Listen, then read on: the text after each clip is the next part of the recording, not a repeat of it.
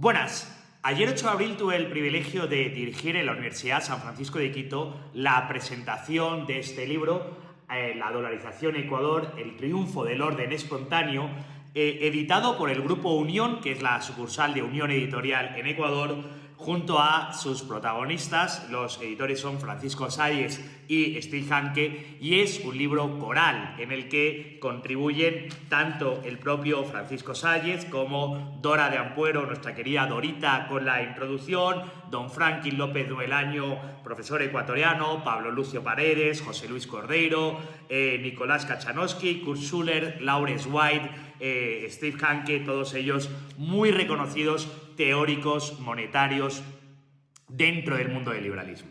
Y este libro, editado por Francisco Zayes, sobre todo la mitad del libro es el capítulo de Francisco Zayes, donde intenta hacer un relato de cómo fue la dolarización. En cierto modo, ese libro es respuesta al de Yamil Mawad, editado por Ariel, Así dolarizamos el Ecuador, puesto que los dos presentan historias distintas de cómo fue el proceso dolarizador. Por un lado, la versión del presidente Mawad, más dirigista, más estatista, la versión de Francisco Zayes, más propia del orden espontáneo social. ¿Y por qué tiene importancia este libro o estos dos relatos? Porque en el fondo no es solo una erudición histórica de cómo ocurrió. La cuestión es que entender cómo ocurrió la dolarización supone entender qué es la dolarización y qué consecuencias se puede tratar. Por tanto, es una cuestión histórica, pero que tiene condumio e importancia en el presente.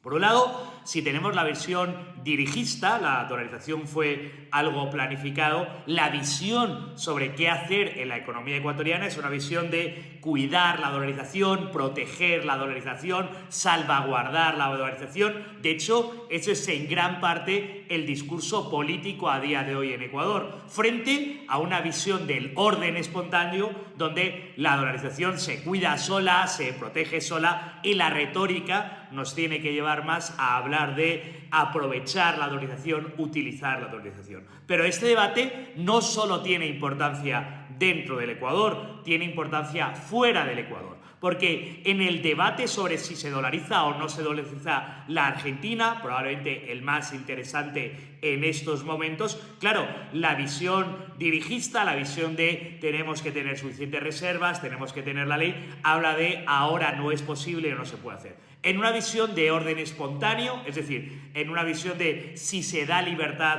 a los ciudadanos y no se tiene el Banco Central, los impuestos y demás para proteger o para salvaguardar, en este caso, el peso argentino, lo que ocurre es una dolarización en la elección ciudadana mayoritaria de la mejor moneda por sobre la peor o la moneda que mejor cumple las tres funciones del dinero. El libro tiene bastante interés por los datos históricos, por la explicación teórica de qué es la dolarización que da el profesor Zayes, o por ejemplo, a mí me ha interesado mucho los capítulos de Kurt Schuller en el que explica los distintos sistemas monetarios en el que no hay una moneda con soberanía nacional en el mundo, que son mucho más habituales de los que creemos, o me ha interesado, por ejemplo, el trabajo de Kachanowski, que es un trabajo econométrico con un Ecuador sintético para ver